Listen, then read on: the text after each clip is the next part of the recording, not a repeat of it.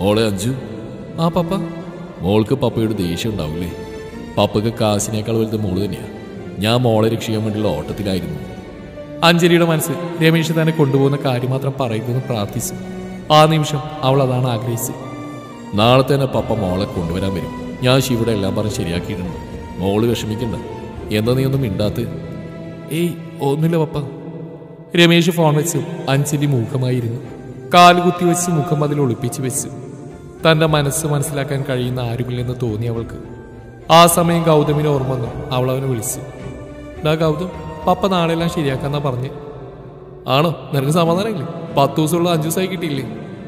പക്ഷേ ഡാ എനിക്ക് എന്താടി എങ്ങനെ പറയണമെന്ന് എനിക്കറിയില്ല. എനിക്കിവിടുന്ന് വരാൻ തോന്നില്ലടാ. അതെന്താ? അറിയില്ല, ഇവിടെ എനിക്ക് പ്രിയപ്പെട്ടെന്തോ ഉള്ളത് പോലെ. എൻ്റെ അവസ്ഥ അതിപ്പോൾ ഞാനെങ്ങനെ നിന്നെ പറഞ്ഞ് മനസ്സിലാക്കുന്നേ? എന്താടി, നിനക്ക് റൗഡിയോട് പ്രേമം തോന്നിയോ? ഗൗതം അങ്ങനെ ചോദിച്ചു. അഞ്ജലിക്ക് ഉത്തരവുണ്ടായിരുന്നില്ല. അതേന്ന് പറയാൻ കഴിയില്ല, പക്ഷെ അല്ല എന്നും പറയാൻ പറ്റില്ല. എനിക്ക് മനസ്സിലായിടി. എന്തായാലും നീ നാളോ എന്നിട്ട് നമുക്ക് സംസാരിക്കാം. ഗൗതം ഫോൺ വെക്കുമ്പോൾ അഞ്ജലിയുടെ മനസ്സ് ഗൗതം ചോദിച്ച ആ ചോദ്യത്തിൽ നിന്ന് കുടുങ്ങിക്കിടന്നു. റൗഡിയോട് പ്രേമം തോന്നി. അഞ്ജലി ഉടുത്തിരുന്ന അവൻ്റെ ബനിയൻ കഴുത്തിൽ നിന്ന് ഉയർത്തി അതിൽ ചുണ്ടിയേർത്തു. പുറത്തുനിന്ന് ശിവയുടെ ബൈക്കിന്റെ ശബ്ദം കേട്ടതും അഞ്ജലി എഴുന്നേറ്റ് ഓടി താഴേക്ക് നോക്കി. ബൈക്ക് നിർത്തി ശിവ മുകളിലേക്ക് നോക്കുമ്പോൾ തന്നെ നോക്കി ചിരിക്കുന്ന അഞ്ജലിയെ കണ്ട് അവൻ വേഗം നോട്ടം മാറ്റി. ഇതെല്ലാം കണ്ടുകൊണ്ട് ഡാനി അഞ്ജലിയെയും ശിവയെയും മാറി മാറി നോക്കി. ആ സമയം അവന്റെ മനസ്സിൽ പലതും കടന്നുപോയി. അഞ്ജലിയെ കണ്ടതും ശിവ വീണ്ടും ബൈക്ക് എടുത്ത് പോയി. ശിവ പോകുന്ന കണ്ട് അഞ്ജലിയുടെ മുഖം വാടി. അതെല്ലാം കണ്ടുകൊണ്ടിരുന്ന ഡാനിയും ശിവയുടെ പുറകിൽ ജീപ്പെടുത്ത് പാഞ്ഞു. ശിവ, തനിക്ക് ആരുമല്ല. എന്നെ തട്ടിക്കൊണ്ടുവന്ന് എന്നെ ഇഷ്ടമില്ലാത്ത, എനിക്ക് ഒട്ടും ഇഷ്ടമില്ലാത്തൊരു സ്ഥലത്ത് താമസിപ്പിക്കുന്നവൻ. അവന് തെമ്മാടിയാണ്, ഗുണ്ടയാണ്, നാട്ടിൽ അടിയും ഇടിയും കേസുമായി നടക്കുന്നവൻ, ചുറ്റും ശത്രുക്കളുള്ളവൻ, ദയയില്ലാതെ ആരെയും കൊല്ലുന്നവൻ. അങ്ങനെ ഒരുത്തിനോട് എനിക്ക് എങ്ങനെ ഇഷ്ടം തോന്നും? ഒരിക്കലും തോന്നില്ല. ഞാൻ രമേശ് നമ്പ്യാരുടെ മകളാണ്. ഇങ്ങനെയുള്ള ഒരുത്തിനെ പ്രണയിച്ച് അഴുക്കിശാലിൽ ജീവിച്ച് തീർക്കാനുള്ളതല്ല എൻ്റെ ജീവിതം. എന്നെ കാത്ത അമേരിക്കയിൽ നല്ലൊരു ജീവിതമുണ്ട്. അത് തട്ടിക്കളഞ്ഞ് ഇവിടെ ഈ കൂരയിൽ വേണ്ട, ഒന്നും വേണ്ട. അഞ്ജലി മുറിയിലൂടെ അങ്ങോട്ടും ഇങ്ങോട്ടും നടന്നുകൊണ്ട് സംസാരിക്കുകയായിരുന്നു. കയ്യിൽ എന്തൊക്കെ കടിച്ചുപ്പി അസ്വസ്ഥതയോടെ അവൾ നടന്നു. ഇത്രയും ദിവസം ഇവിടുന്ന് എങ്ങനെയെങ്കിലും പോയാൽ മതിയെന്നായിരുന്നു. ഇപ്പം എന്താ ഇങ്ങനെ? എനിക്കെൻ്റെ അച്ഛനെ കാണും, അമ്മയെ കാണും. അഞ്ജു, നീ തെറ്റ് ചെയ്യരുത്. അവൾ സ്വയം മനസ്സിനോട് പറഞ്ഞുകൊണ്ടേയിരുന്നു. അവളുടെ മനസ്സ് ശിവയുടെ കൂടെ പോകുന്നുണ്ടെന്ന് അവൾക്ക് തന്നെ തിരിച്ചറിയാമായിരുന്നു. അതിൽ നിന്ന് വിലക്കാൻ അവൾ ആവുന്ന ശ്രമിച്ചുകൊണ്ടേയിരുന്നു. നാളെ പോകണമല്ലെന്ന് ഓർക്കുമ്പോൾ തന്നെ അവൾക്ക് പറഞ്ഞറിയിക്കാൻ കഴിയാത്ത ഏതോ വികാരമെന്ന് മൂടി. പപ്പ സമ്മതിക്കില്ല അഞ്ജു. ഒരിക്കലും ശിവയുടെ കൂടെ ജീവിക്കാൻ പപ്പ സമ്മതിക്കില്ല. മാത്രമല്ല നിതിൻ, ഒരു തെറ്റും ചെയ്യാത്ത അവനെ ചതിക്കാൻ എനിക്ക് കഴിയില്ല. ഇങ്ങോട്ട് വന്ന പോലെ എനിക്ക് തിരിച്ചു പോകണം. എൻ്റെ മനസ്സിലൊന്നും പാടില്ല. അവൾ ഒറ്റയ്ക്ക് പറഞ്ഞുകൊണ്ട് ബെഡിലിരുന്നു. അവൾ തലക്ക് കൈ കൊടുത്ത് ബെഡിൽ അങ്ങനെ ഇരുന്നു. മനസ്സിലാകെ സംഘർഷമാണ്. പക്ഷെ എന്തിനെന്നറിയുന്നില്ല. അവൾ ഏറെ നേരം അതേ ഇരിപ്പ് തുടർന്നു. പിന്നെ എഴുന്നേറ്റ് പുറത്തേക്ക് പോയി. ആ വീടിൻ്റെ ചുറ്റും മിഴികൾ പാഞ്ഞു. നാളെ മുതൽ ഇതെല്ലാം ഓർമ്മയായി മാറും. വേണ്ടപ്പെട്ട എന്തോ നഷ്ടമാവുന്ന പോലെ തോന്നി. അന്ന് പകൽ മുഴുവൻ അഞ്ജലി ഒറ്റക്കായിരുന്നു. അവൻ വരുന്നുണ്ടോ എന്ന് നോക്കാൻ ഇടയ്ക്കിടയ്ക്ക് പുറത്തുപോയി നിൽക്കും. വൈകുന്നേരമായിട്ട് അമ്മ വരാത്ത കണ്ട് അഞ്ജലി അവളുടെ വീട്ടിലേക്ക് പോയി. അവൾ ചെല്ലുമ്പോൾ ലക്ഷ്മി എന്തോ ജോലിയിലായിരുന്നു. അഞ്ജലിയോട് കയറാൻ പറഞ്ഞുകൊണ്ട് അവർ പുറത്തേക്ക് പോയി. അഞ്ജലിയെ കണ്ടത് അമ്മ ഓടി വന്നു. അവളെയും കൂട്ടി അഞ്ജലി മുകളിലേക്ക് തന്നെ പോയി. അവളുടെ കൂടെ ടെറസിലിരുന്നു. ഞാൻ നാളെ പോകുമോ? ഇനി ചേച്ചി എന്നാ വരിക? അഞ്ജലി ചിരിച്ചുകൊണ്ട് അവളെ നോക്കി. അമ്മുവിൻ്റെ മുഖത്ത് സങ്കടം ഉണ്ടായിരുന്നു.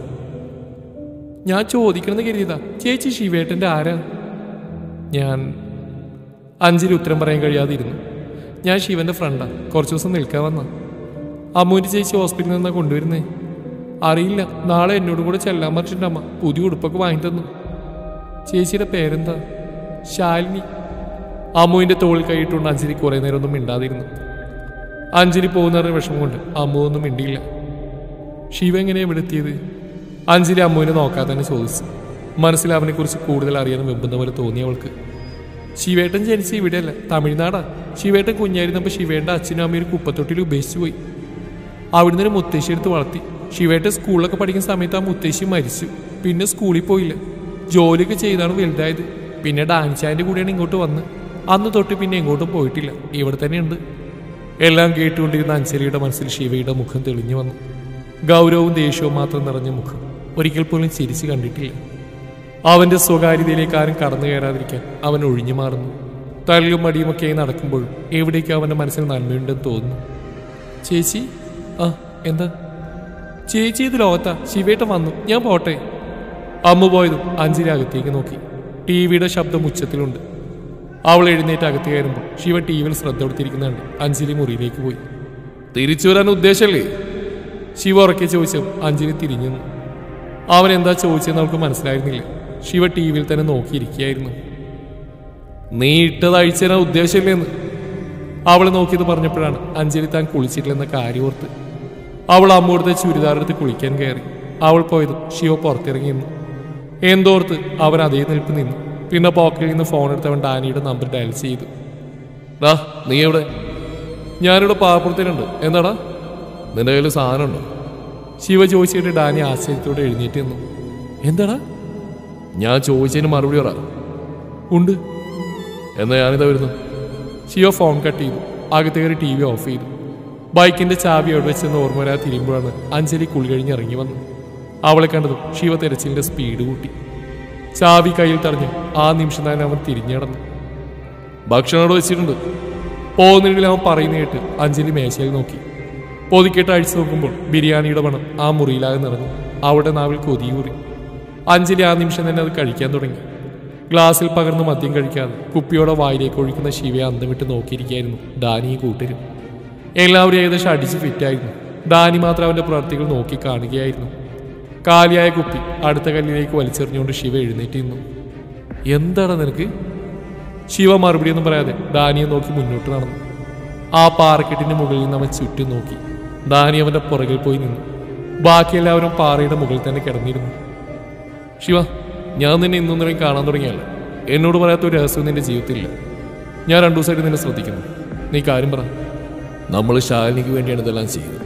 ശാലിനിയോട് ചെയ്തതന്നെയല്ലേടാ നമ്മൾ അവളോടും ചെയ്തത്. അതിന് നമ്മൾ അവളെ ഉപദ്രവിച്ചിട്ടൊന്നുമില്ലല്ലോ. എന്നാലും അവളെ കൊണ്ടുവന്ന് എൻ്റെ കൂടെ താമസിപ്പിച്ചു. വളരെ മോശമായിപ്പോയി. അവളുടെ ജീവിതത്തിൽ ഇത് കാരണം എന്തെങ്കിലും പ്രശ്നം ഉണ്ടായാൽ? ശിവ പറയുന്നതിന് ഡാനി അവനെ തിരിച്ചെടുത്ത്. ശിവ ഡാനിയുടെ മുഖത്ത് നോക്കാൻ നിന്നു. നീ എന്താ പറഞ്ഞിരുന്നു? എനിക്കറിയില്ല. ഇതുവരെ ഇങ്ങനെയൊന്നും തോന്നിയിട്ടില്ലടാ. നിനക്ക് പറഞ്ഞാൽ മനസ്സിലാവില്ല. എന്നാ നിനക്ക് അവളോട് ഇഷ്ടം തോന്നുന്നുണ്ടോ? ഡാനി ചോദിച്ചു. ശിവ അവനെ ദേഷ്യത്തിൽ നോക്കി. അവന്റെ തോളിലുള്ള ഡാനിയുടെ കൈ ദേഷ്യത്തിൽ തട്ടിമാറ്റി. ശിവ വീണ്ടും തിരിഞ്ഞു നിന്നു. നീ പറഞ്ഞ ലക്ഷണങ്ങളെല്ലാം പ്രേമത്തിൻ്റെയാ.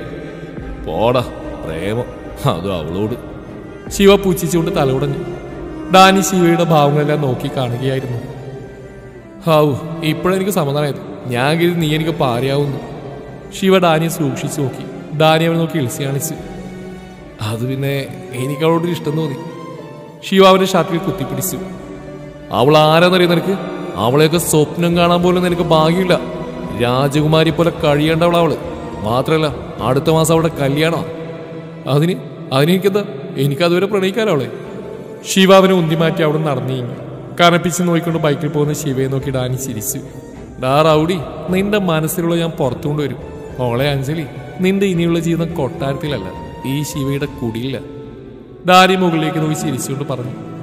ആകാശത്തിൽ നിറഞ്ഞിരുന്ന നക്ഷത്രങ്ങൾ 2 അന്നേരം അവനെ നോക്കി തിളങ്ങി. അവൻ പറഞ്ഞു ശരിയാണെന്ന പോലെ. ശിവ എത്തുമ്പോൾ അഞ്ജലി ഉറങ്ങിയിരുന്നു. മുറിയിലേക്ക് നോക്കി ശിവ ബാത്റൂമിൽ കയറി. നിലത്ത് പായ വിരിച്ച് അതിൽ കമിഴ്ന്നു കിടന്ന് ശിവ അഞ്ജലി കിടക്കുന്നത് നോക്കി. കയ്യിൽ മുഖം വെച്ചുറങ്ങുന്ന അവളെ തന്നെ നോക്കി അവനും കിടന്നു. നിന്നോട് ഒരുപാട് കാര്യങ്ങൾ മറച്ചു വെച്ചാ ഇങ്ങോട്ട് കൊണ്ടുവന്നു. അപ്പോഴത്തെ ദേഷ്യത്തിൽ ചെയ്തു പോയതാണ്. ഈ കാരണം കൊണ്ട് നിന്റെ ജീവിതത്തിലൊരു പ്രശ്നം ഉണ്ടാവരുത്. ശിവ തെമ്മാടിയാ. പക്ഷെ ഒരിക്കലും ഞാൻ കാരണം ഒരു പെണ്ണ് കരയുന്നുണ്ട്. അവൾ നോക്കി കിടന്നുകൊണ്ട് ശിവ മനസ്സിൽ പറഞ്ഞു. പെട്ടെന്ന് എന്തോ ഓർത്ത പോലെ വേഗം തിരിഞ്ഞിടന്നു. മനസ്സ് കൈവിട്ടു പോകുന്ന പോലെ തോന്നുന്നു. അവൻ തറയുടെ മുഖത്ത് വെച്ച് ഉറക്കത്ത് വരുത്താൻ ശ്രമിച്ചു. രാവിലെ എഴുന്നേൽക്കുമ്പോൾ അഞ്ജലിക്ക് ഉത്സാഹക്കുറവ് പോലെ തോന്നി. അവൾ എഴുന്നേറ്റ് ബെഡിൽ തന്നെ ചടഞ്ഞിരുന്നു. അപ്പോഴാണ് ബെഡിലിരിക്കുന്ന കവർ അവൾ കണ്ടത്. അവൾ പതിയാതെ എടുത്ത് തുറന്നു നോക്കി. അതിൽ സാരിയായിരുന്നു. അത് കണ്ട് അവൾ സംശയത്തോടെ ചുറ്റും നോക്കി. എഴുന്നേറ്റ് പോയി ശിവയെ തിരഞ്ഞെങ്കിലും അവിടെ നിന്ന് അവനെ കണ്ടില്ല. ഇതിപ്പോ എന്തിനാ സാരി? ഈശ്വര, ഇനിയാൾ എന്നെ കല്യാണം കഴിക്കാൻ പറ്റും? അതിന് അവനെന്നെ ഇഷ്ടമല്ലല്ലോ. ഇനി പപ്പയുള്ള പ്രതികാരത്തിന് വേണ്ടിയാണോ? അഞ്ജലി സാരി കണ്ട് തലപുകഞ്ഞ് ആലോചിച്ചു. ശിവ അവളെ കല്യാണം കഴിക്കാൻ വേണ്ടിയായിരിക്കും സാരിയെല്ലാം കൊണ്ടുവന്നെന്ന് മനസ്സിൽ കരുതി. പപ്പയോടുള്ള പ്രതികാരമാണെങ്കിൽ കൂടി അവന്റെ ഭാര്യ അവൻ അഞ്ജലി കൊതിച്ചിരുന്നു. പെട്ടെന്ന് ഇതിന് ഓർമ്മ വന്നു. അവൾ തലയുടഞ്ഞു. എന്തിനാ ഞാനിങ്ങനെ കാടുകയറി ചിന്തിക്കുന്നത്? അവന് സാരി വാങ്ങി തന്നു, അത്രയേ ഉള്ളൂ. അത്രയേ ഉള്ളൂ. അവൾ മനസ്സിലോർത്തുകൊണ്ട് ബെഡിൽ തന്നെ ഇരുന്നു. പോകുന്നതിൽ സന്തോഷമുണ്ടെങ്കിലും ഉള്ളിലെന്തോ തടസ്സമായി അവൾക്ക് തോന്നി. അപ്പോഴാണ് ശിവ അങ്ങോട്ട് വന്നത്. അവൻ വന്ന് അഞ്ജലിയെ നോക്കുമ്പോൾ അവൾ എന്തോ ആലോചിച്ച് ബെഡിലിരിക്കുകയായിരുന്നു. ശിവ വന്ന് അവൾ കണ്ടില്ല. അത് നിന്റെ തന്തെന്നാ. അഞ്ജലി ഞെട്ടി എഴുന്നേറ്റു. ശിവ പിന്നൊന്നും പറഞ്ഞില്ല. രമേശാണ് അത് കൊടുത്തുവിട്ടെന്ന് അവൾക്ക് വിശ്വാസം വന്നില്ല. എന്തിന് സാരി കൊടുത്തുവിട്ടെന്ന് അഞ്ജലി വീണ്ടും ആലോചിച്ചു. ആലോചന കഴിഞ്ഞെങ്കിൽ വേഗം റെഡിയാവും, പോകാൻ സമയമായി. ശിവ അവളെ നോക്കാതെ ഫോണിൽ നോക്കി പറഞ്ഞു. അവൻ പറഞ്ഞത് ചങ്കിലെന്തോ കൊളുത്തിയ പോലെ തോന്നി അവൾക്ക്. അവൾ ഡ്രസ്സ് എടുത്ത് കുളിക്കാൻ കയറി. കുളി കഴിഞ്ഞ് ബാത്റൂമിൽ വെച്ച് തന്നെ സാരി എടുത്തു. രാത്രി അഴിച്ചിട്ട് ശിവയുടെ ബനിയൻ കണ്ടതും അഞ്ജലി ഇതെടുത്ത് ഒരു നിമിഷം അതിലേക്ക് തന്നെ നോക്കി നിന്നു. പിന്നെ അത് സാരി ഇട്ടിരുന്ന കവറിലേക്ക് ഇട്ടു. നിന്റെ ഒരു ഓർമ്മയ്ക്ക് തിരിക്കട്ടെ, അതിന് നിന്നെ മറന്നാലല്ലേ ഓർക്കേണ്ടത്. അവൾ ചുണ്ടിലൊരു ചിരിയോട് ഓർത്തു. അവൾ ബാത്റൂമിൽ നിന്നിറങ്ങി മുടിയിൽ ഈറൻ കളയുകയായിരുന്നു. മുന്നിലെ മുടി പുറകിലേക്കിട്ടതും ശിവയുടെ മുഖത്തേക്ക് വെള്ളം തെറിച്ചു. അവന്റെ കണ്ണുകൾ ഉയർന്ന് അവളെ നോക്കി. അഞ്ജലി അവനെ നോക്കുന്നുണ്ടായിരുന്നില്ല. പ്ലീറ്റ് ചെയ്തു വെക്കാതെയായിരുന്നു അവൾ സാരി ഉടുത്തത്. ശിവയുടെ കണ്ണുകൾ അവളുടെ കഴുത്തിലൂടെ ഊർന്നിറങ്ങുന്ന വെള്ളത്തുള്ളിയിൽ പതിഞ്ഞു. ആ നിമിഷം അവനെല്ലാം കൈവിട്ടു പോകുന്നവരെ തോന്നി. അവൻ വേഗം നോട്ടം പിൻവലിച്ച് എഴുന്നേറ്റ് ബാത്റൂമിൽ കയറി. അഞ്ജലി റെഡിയായി മുറിയിൽ നിന്ന് ഇറങ്ങുമ്പോഴാണ് ശിവ കുളി കഴിഞ്ഞ് വന്ന് അവനെ കണ്ടത്. അവൾ മുറിയിലേക്ക് തന്നെ പോയി. ശിവ ഡ്രസ്സിട്ട് മുടി കൈകൊണ്ട് ഒതുക്കി വെച്ചു. ഇതെല്ലാം മുറിയിൽ നിന്ന് കാണുന്ന അഞ്ജലിയുടെ ചുണ്ടിൽ ചിരിയുണ്ടായിരുന്നു. എല്ലാം കഴിഞ്ഞ് ശിവ എന്തോ തിരയുന്നുണ്ട്. അഞ്ജലി എഴുന്നേറ്റ് അവൻ്റെ അടുത്തേക്ക് പോയി. എന്താ തിരയുന്നേ? ശിവ മറുപടി അറിയാതെ വീണ്ടും തിരയാൻ തുടങ്ങി. അവൾ ടേബിളിൽ ചാരി നിന്നു.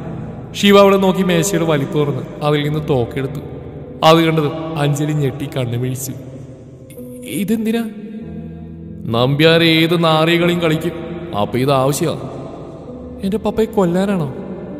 ഏയ്, അയാളെ അല്ല, നിന്നെ. ശിവ തോക്ക് മുതലിൽ ഷർട്ട് പൊക്കി വെച്ചുകൊണ്ട് പറഞ്ഞു. പപ്പ നിങ്ങൾ പറഞ്ഞെല്ലാം സമ്മതിച്ചില്ലേ? പിന്നെന്താ? മിണ്ടാതെ നടക്കടി. ഇല്ല, ഈ തോക്കിയുടെ വെക്കാൻ ഞാൻ കൂടെ വരില്ല. നിന്നെ ഇങ്ങോട്ട് കൊണ്ടുവരാൻ അറിയെങ്കിൽ കൊണ്ടുപോകാൻ എനിക്കറിയാം. ശിവ അവളിലേക്ക് അടുത്തുകൊണ്ട് പറഞ്ഞു. അഞ്ജലി ഒട്ടും പതരാതെ അവനെ തന്നെ നോക്കി. അവളുടെ മിഴികൾ അവന്റെ മിഴികളുമായി കോർത്തു. ശിവയുടെ ഹൃദയം വല്ലാതെ തുടിച്ചു. അവൻ അവളിലേക്ക് അടുത്തു. അവന്റെ സാമീപ്യം അവളിലും മാറ്റങ്ങൾ സൃഷ്ടിച്ചു. ദേഹം തളരുന്നവരെ തോന്നി അഞ്ജലി ടേബിളിൽ പിടിച്ചു. അവന്റെ ശ്വാസം അവളുടെ മുഖത്ത് വീശുന്നുണ്ടായിരുന്നു. അത്രയും അടുത്തു നിൽക്കുമ്പോൾ അഞ്ജലിക്ക് അവനെ കെട്ടിപ്പിടിക്കണമെന്ന് തോന്നി.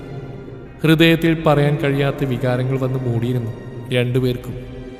അവന്റെ കണ്ണുകൾ അവളുടെ മുഖമാകെ ഒഴുകി നടന്നു. ആ നോട്ടത്തിന്റെ തീവ്രതയിൽ അഞ്ജലിയുടെ മിഴികൾ അടഞ്ഞു പോകുന്നുണ്ടായിരുന്നു. ഡാ ശിവ! ഡാനിയുടെ ശബ്ദം കേട്ടതും ശിവ വേഗം അവളിൽ നിന്ന് അകന്നു മാറി. ശിവ പോയതും അഞ്ജലി ശ്വാസം വലിച്ചു വിട്ടു. അത്രയും നേരം തനിക്ക് എന്താ സംഭവിച്ചെന്ന് അറിയാൻ കഴിയാത്ത അവസ്ഥ. അഞ്ജലി താഴെ ഇറങ്ങി അമ്മുവിനെ കുറെ നേരം നോക്കിയെങ്കിലും കണ്ടില്ല. അപ്പോഴാണ് അവൾ ഇന്നലെ പോകുന്നതിനെ കുറിച്ച് പറഞ്ഞ് ഓർമ്മ വന്നത്. അമ്മുവിനോട് യാത്ര പറയാൻ കഴിയാത്തതിൽ അവൾക്ക് നല്ല സങ്കടം തോന്നി. ദാ അവളെ ജീപ്പി കയറ്റിക്കോ. ഞാനിന്ന് നിന്നോട് പറയാൻ തുടങ്ങിയിരുന്നു അവളെ തനിച്ച് കിട്ടാൻ. ഡാനി അവനെ കോളർ പിടിച്ച് ശിവയെ നോക്കാതെ പറഞ്ഞു. അത് കണ്ട് ശിവക്ക് ദേഷ്യം വന്നു. വേണ്ട, അവൾ എൻ്റെ കൂടെ തന്നെ പോന്നോട്ടെ. ശിവ ബൈക്ക് സ്റ്റാർട്ട് ചെയ്തോണ്ട് പറഞ്ഞു. ഡാനി അവൻ നോക്കി മുഖം ചൊളിച്ചു. അഞ്ജലി വന്ന് ജീപ്പിൽ കയറിയെന്നും ശിവ അവളെ വിളിച്ചു. അതിലല്ല, എനിക്ക് വയ്യ, ഇതൊക്കെ എടുത്ത് ബൈക്കിൽ വരാം, ഞാൻ ഇതിൽ വരാം. ദൈവം എൻ്റെ പ്രാർത്ഥന കിട്ടും. ഡാനി നെഞ്ചത്ത് കവിച്ച് മുകളിലേക്ക് നോക്കി പറഞ്ഞു. അഞ്ജലി ജീപ്പിൽ കയറി ശിവയെ നോക്കി. അവൻ അവളുടെ കൂടെ വരുമെന്ന് ആ നിമിഷം അഞ്ജലിക്ക് തോന്നി. ശിവ ബൈക്കിൽ നിന്നിറങ്ങി ഡാനിയെ നോക്കി. ഡാ, നീ ബൈക്ക് എടുത്തോണ്ട് പുറകോ. ഡാ, ചതിക്കല്ലേ, പറഞ്ഞത് കേട്ടാ മതിടാ പുല്ലേ. ശിവ ദേഷ്യം നിറഞ്ഞ ഭാഗത്തിൽ അവനെ നോക്കി ജീപ്പിൽ കയറിപ്പോയി. ഡാനി അതുവരെ ഒളിപ്പിച്ച ചിരിയോടെ അവർക്ക് പുറകിൽ വിട്ടു. അഞ്ജലി ഇടയ്ക്കിടയ്ക്ക് ശിവയെ തന്നെ നോക്കി. അതറിയുന്ന ശിവ ഒരിക്കൽ പോലും അവളെ നോക്കിയില്ല. കോളനിയിൽ നിന്ന് കിടന്ന് അഞ്ജലി കണ്ണാടിയിലൂടെ പുറകിലേക്ക് നോക്കി. ഈ 5 ദിവസങ്ങൾ അവൾ ഒരിക്കലും മറക്കില്ലെന്ന് അവൾക്ക് അറിയാമായിരുന്നു. ജീപ്പ് നേരെ ചെന്ന് നിന്ന് അമ്പലത്തിന് മുമ്പിലായിരുന്നു. അഞ്ജലി എന്താ വിടുന്ന രീതിയിൽ ശിവയെ നോക്കി. ശിവ ഇറങ്ങിയതും ഡാനിയും പുറകിൽ ശിവയുടെ ആളുകളും എത്തി. അഞ്ജലി ചുറ്റും നോയിക്കൊണ്ട് ഇറങ്ങി. അവൾ ഇറങ്ങിയതും ശിവ അവളുടെ കൈ പിടിച്ച് അമ്പലത്തിലെ പടികൾ കയറാൻ തുടങ്ങി. ഒന്നും മനസ്സിലാവാതെ അഞ്ജലി പ്രതിമണക്കെ അവന്റെ കൂടെ നടന്നു. നടയിലേക്ക് അടുക്കും തോറും അഞ്ജലിയുടെ ഹൃദയമിടിപ്പ് കൂടിക്കൂടി വന്നു. അവളുടെ കയ്യിലുള്ള ശിവയുടെ പിടി മുറുകിക്കൊണ്ടിരുന്നു. അഞ്ജലിയുടെ കണ്ണുകൾ ശിവയിലേക്ക് നീളുമ്പോൾ ദേഷ്യം കൊണ്ട് വലിഞ്ഞു മുറുകി അവന്റെ മുഖം കാണും തോറും അവളുടെ മനസ്സിലൂടെ പലതും കടന്നുപോയിക്കൊണ്ടിരുന്നു. പെട്ടെന്ന് ശിവ നടത്തു നിർത്തി അവളുടെ കയ്യിൽ കൈ കോർത്തു പിടിച്ചു. അഞ്ജലി കൈയിലേക്ക് നോക്കി. അവൻ കോർത്തു പിടിച്ച കൈകൾ അവൾ മുറുകെ പിടിച്ചു. എന്നാൽ ശിവയുടെ കണ്ണുകൾ മുന്നിലേക്ക് നീണ്ടു. തുടരും ഈ കഥയുടെ ബാക്കി. അനുരാഗികൾ സഖി